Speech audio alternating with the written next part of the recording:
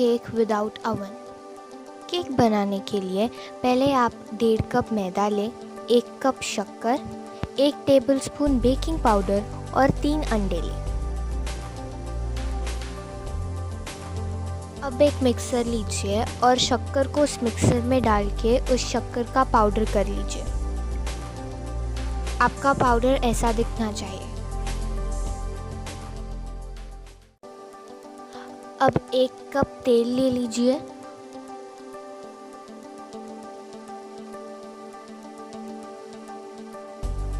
तेल लेने के बाद अब हमें उस पाउडर में तीनों अंडे डालने हैं, एक एक करके।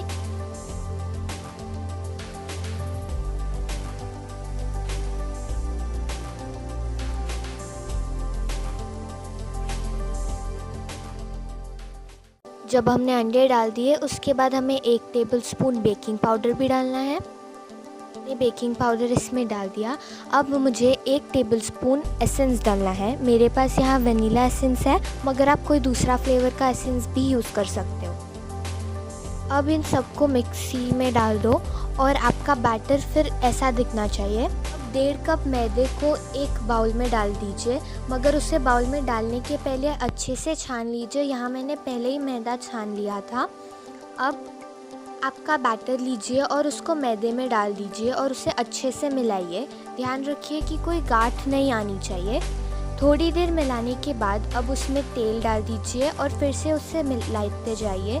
जितना अच्छे से मिलाएंगे उतना अच्छा बैटर बनेगा।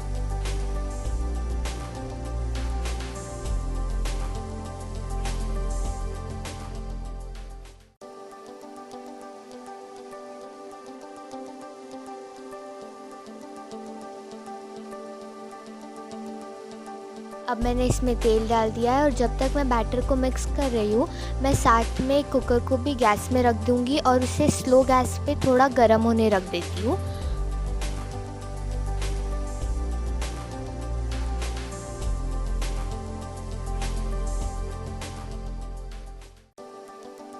अच्छे से बैटर मिक्स करने के बाद आपका बैटर थोड़ा ऐसा दिखना चाहिए। ध्यान दीजिए उसमें कोई गांठ ना हो और ज़्यादा पतला भी ना हो। अब आप अपने केक के लिए बर्तन और एक बटर पेपर ले लीजिए और अब आपको क्या करना है कि बटर पेपर को आपके केक के बर्तन के हिसाब से कट करना है। मेरा बर्तन गोल है तो मैं एक सर्कल कट करूँगी।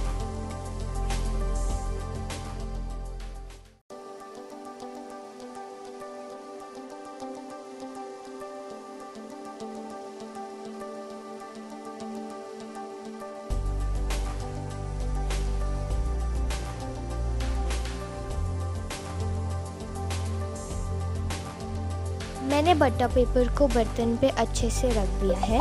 इसके बाद हमें इसको ग्रीस करना है। मैं यहाँ पे ग्रीस करने के लिए तेल यूज़ कर रही हूँ, मगर आप घी या फिर बटर भी यूज़ कर सकते हो। अच्छे से ग्रीस करने के बाद अब हम अपने बैटर को इसमें डाल सकते हैं। धीरे धीरे से डालिए और उसको अच्छे से प्लेन कर दीजिए। बैटर डालने के बाद हम इसको अब कुकर में रख सकते हैं। कुकर में रखने के बाद अच्छे से बंद करके इसको कम से कम आधे घंटे के लिए रहने दीजिए। घंटा हो चुका है और अब मैं कुकर खोल रही हूँ। अब हम चेक करते हैं कि हमारा केक कैसा बना है। मेरे ख्याल से केक बहुत अच्छा बना है। इसका कलर भी काफ़ी अच्छा। अभी हम केक निकाल नहीं सकते। हमें वापस कुकर को बंद करके, गैस भी बंद करके केक को थोड़ी देर ठंडा होने रखना है, कम से कम 10 से 15 मिनट। 10 मिनट हो गए और अब मैं मेरा केक निकाल रही हूँ। जब आप केक निकाल रहे हो तो ज़रा संभाल के निकालना। तो हमें केक को थोड़ी देर बाहर रखना है, कम से कम 5 से 10 मिनट, और उसके बाद हमें उसे उल्टा करके निकालना है। ये केक काफ़ी अच्छे से बन चुका है और अब हम इसको सीधा कर सकते हैं। अब हम केक को कट करके चेक करते हैं।